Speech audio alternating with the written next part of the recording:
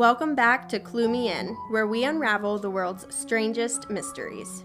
Disappearances, unsolved crimes, and eerie cases that leave more questions than answers. I'm Liv. I'm Kay. And I'm Grace, your go-to for expert commentary, completely unverified research, and 100% bulletproof conclusions. Every episode, Kay and I break down a mystery, and Grace reacts, theorizes, and ultimately delivers her definitive answer. In today's case, it's one of the most baffling mysteries of all time, full of odd clues, cryptic messages, and an identity no one has been able to identify for over 70 years. All right, so it's early morning on December 1st, 1948. We're on Somerton Beach, just outside Adelaide, Australia. A man is found lying on the sand near a seawall. His legs are stretched out, his feet are crossed. He has one arm by his side and the other is resting on his chest. At first glance, it looks like he's fallen asleep, watching the waves, but he isn't sleeping.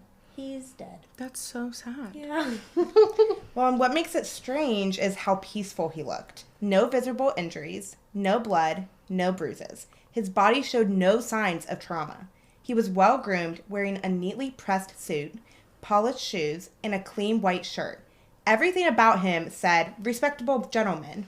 I was going to say it sounded like a drowning until you said that he was like put together wearing a whole suit. Like he's not going swimming. Right, yeah. He's not wet, nothing like that. He's just like literally just looks like, oh, man fell asleep, but he didn't. And he was dead. Yes, yep. And he was dead. But it gets weirder. So, he's found. Police come. They search his pockets. So here are the things that they find in his pockets. Okay. So there's a used bus ticket to Glenelg. And then there's an unused train ticket to Henley Beach. So he had plans. Right, exactly. Yes. There's some gum, a packet of cigarettes. He had a book of matches, a comb, and then resting on his collar was a half-smoked cigarette, and it was just balancing there on his collar, almost like it had just rolled off his lip. So he was either like, let's just do this, or Right. someone somehow killed him. I don't know.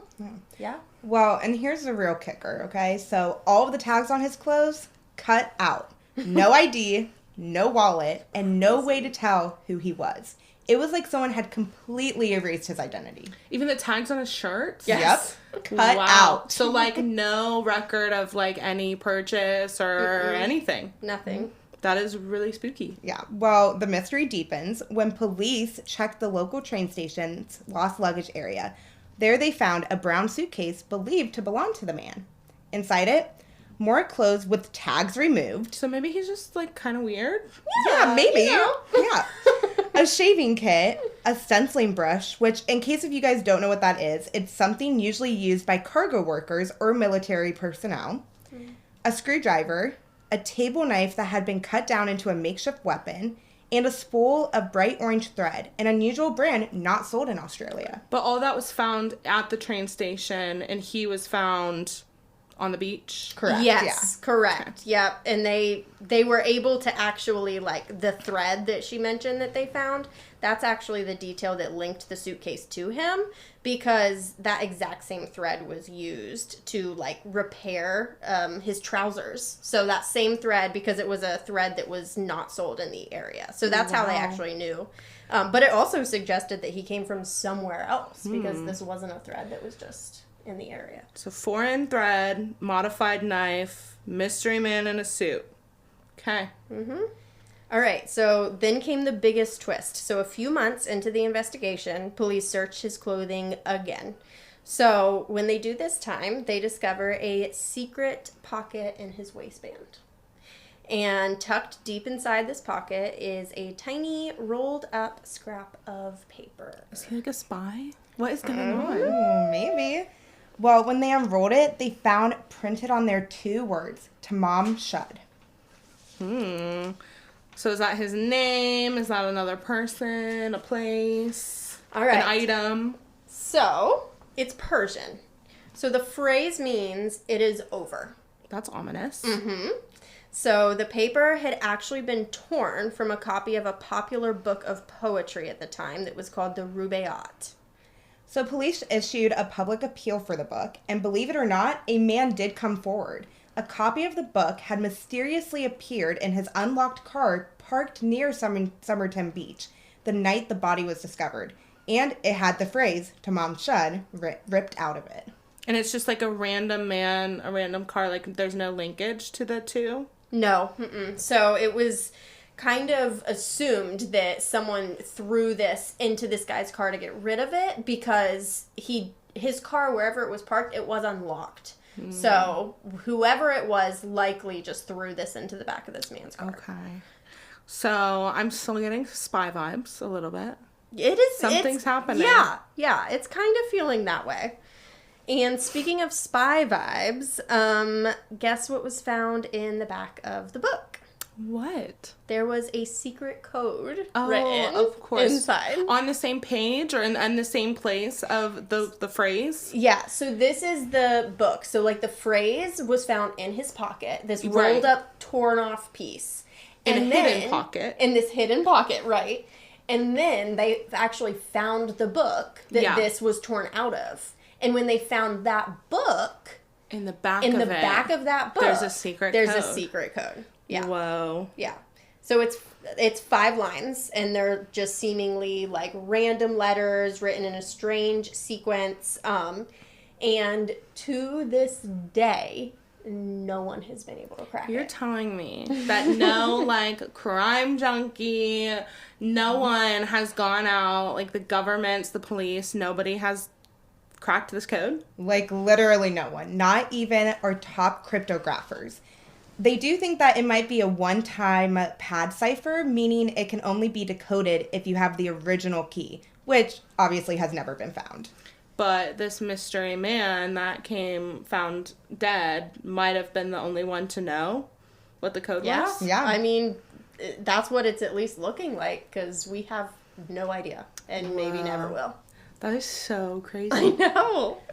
Yeah, so that's actually not the only thing that was found in the back of the book. There was also a phone number.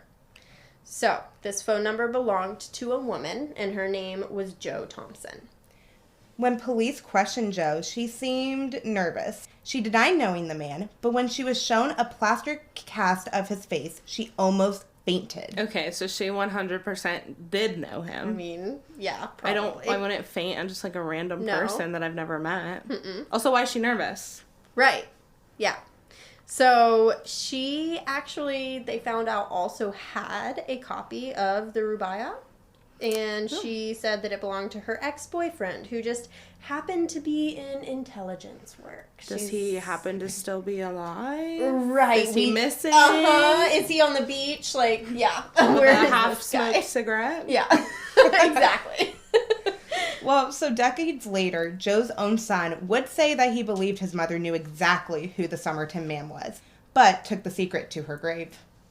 So, a cryptic stranger dies mysteriously, leaves behind poetry about death, an unbreakable code. There's a secretive woman who may or may not know him, and this is not a movie? Right? It really is crazy. But okay, let's go ahead and talk about investigation theories. What are the theories? I have a question real quick. Yeah. So the son claims that he thinks his mom did know the man. Why did he never come out before she died? Like, it's just decades later that he says that I don't know. She did know him? Right. I mean, interesting. It is.